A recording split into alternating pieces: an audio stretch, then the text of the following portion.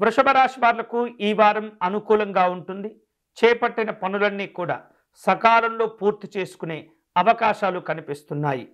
శుభ కార్యక్రమాలు చేపట్టడం, నిర్వహించడం, వాటిల్లో అనుకూలమైనటువంటి ఫలితాలు పొందే సందర్భాలు ఈ వారం ఎక్కువగా ఉండబోతున్నాయి.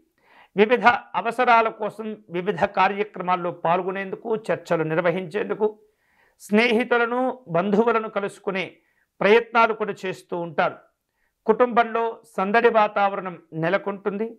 ఆనందకరమైనటువంటి కార్యక్రమాలను ఏర్పాటు చేసుకుంటూ ఉంటారు. ఈ వారం విద్యార్థులకు తగినటువంటి ప్రతిఫలాలు లభిస్తుంటాయి. చక్కని అనుకూలతలతో కూడినటువంటి ఆనందమైనటువంటి జీవనాలు ఏర్పడుతుంటాయి. అనువైనటువంటి కాలంగా ఉండబోతుంది. ఆర్థిక లావాదేవీల యందు తొందరపాటుతనం పనికిరాదు. అలాగే ఆహార విషయాల్లో సమయపాలన పాటించటం అనేది చాలా మంచిది. ఆరోగ్యం నిలకడగా ఉంటుంది. ఈ వారం శుభవార్తలు వినే అవకాశాలు కనిపిస్తున్నాయి. విలువైనటువంటి వస్తువులను కూడా కొనుగోలు చేస్తుంటారు. రాజకీయపరమైనటువంటి కార్యక్రమాల్లో పాల్గొనే అవకాశాలు కనిపిస్తున్నాయి. పెట్టుబడుల విషయాల్లో తొందరపడకూడదు.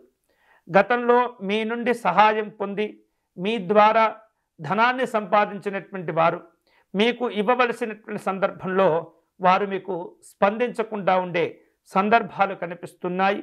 తద్వారా కొన్ని రకాల ఆర్థిక ఇబ్బందులు కూడా ఈ వారం మిమ్మల్ని వెంటాడుతూ ఉంటాయి. అన్ని రకాల జాగ్రత్తలు తీసుకోవటం మంచిది. ఈ వారం శుభకరమైనటువంటి ఫలితాలను పొందేందుకై వృషభ రాశి వారు సూర్యనారాయణ స్వామి వారిని పూజించటం, ఆరాధించటం మంచిది.